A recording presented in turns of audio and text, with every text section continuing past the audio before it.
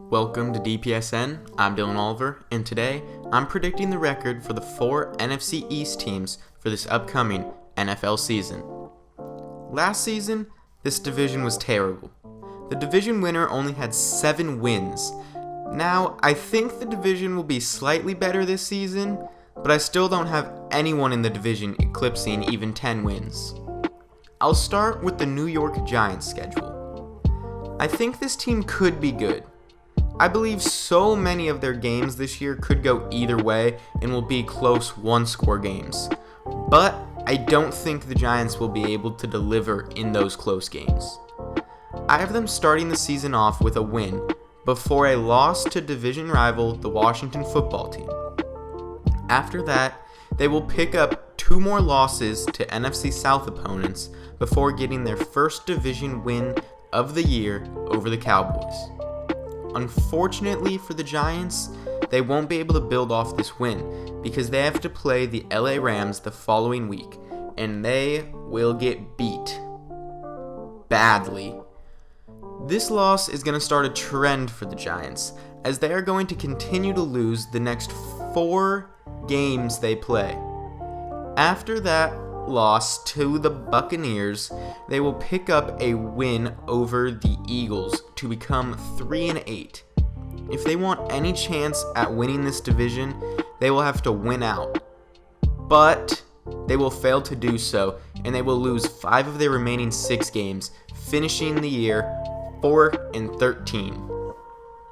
Like I said earlier though, I think many of their games will be close one possession down to the wire games, like games against Washington, Atlanta, Carolina, Las Vegas, and the second game against Dallas.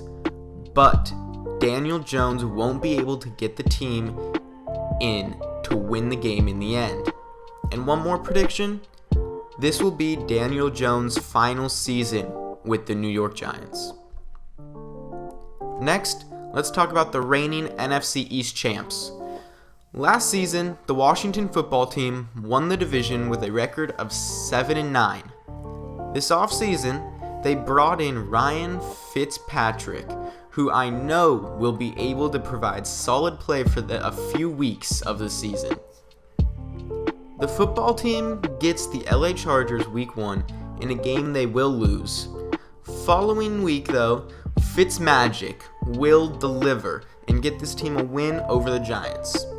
After this game, the football team gets a really tough 5-game stretch.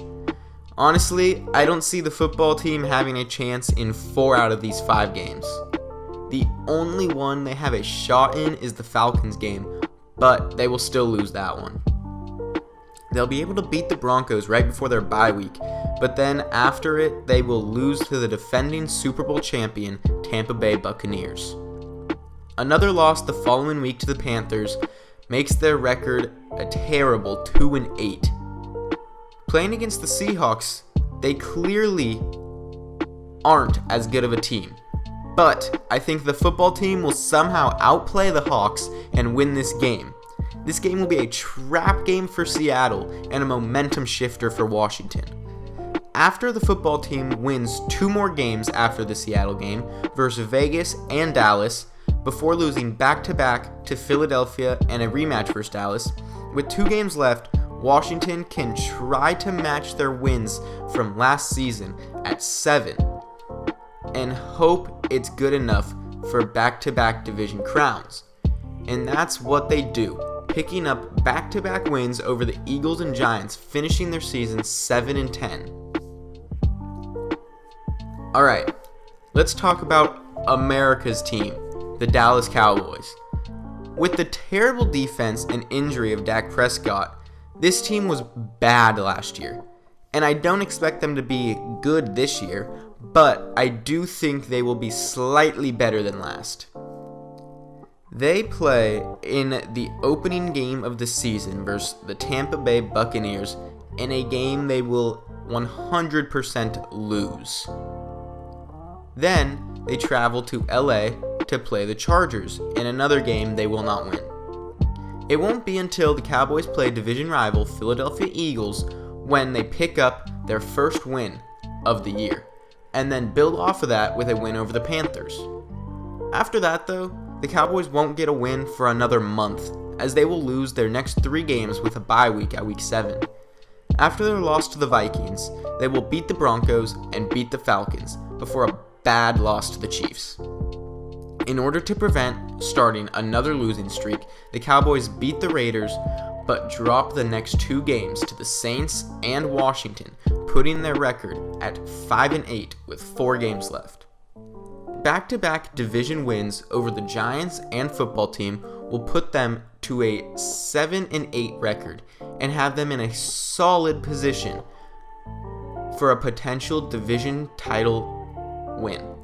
But an L versus the Cardinals complicates things. Their record will be 7-9 with 1 final game to go, and I want to come back to this game at the end. So let's jump over the Eagles' predictions. Eagles moved on from Carson Wentz this offseason, and I think Jalen Hurts is going to have a great year and prove that that was the smart move. They will start the season off rough, picking up 5 losses in their first 6 games. Their only win will be an upset win over the 49ers in week 2. After the rough start though, the Eagles have 4 straight games against teams that have missed the playoffs last year. The Eagles will capitalize on this easier stretch of games, winning all 4 of them, getting their record back up to 5-5 before dropping to 5-7 after losing to the Saints and Giants. Eagles will win versus the Jets and go into a late bye week. After the bye, they will have 4 games left, and all 4 are against divisional opponents. A win versus the football team and a win versus the Giants puts them in contention for the division crown. Then, with a chance to win the division versus the football team in week 17, they fail to do so, falling to 8-8 with 1 game left against the Cowboys in a winner-take-all matchup. If Dallas wins, they finish the season 8-9 and win the division over the Eagles due to a division record tiebreaker. But if the Eagles win, they finish 9-8 and win the division straight up. Now, with the game being in Philly, I have the Eagles winning this game and winning the NFC East, finishing their season with a record of 9-8.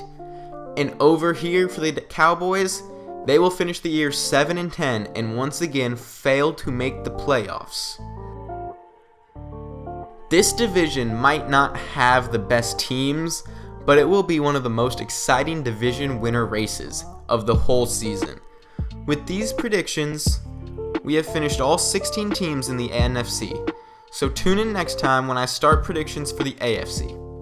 Thank you for watching. I'm Dylan Oliver, and I will see you next time.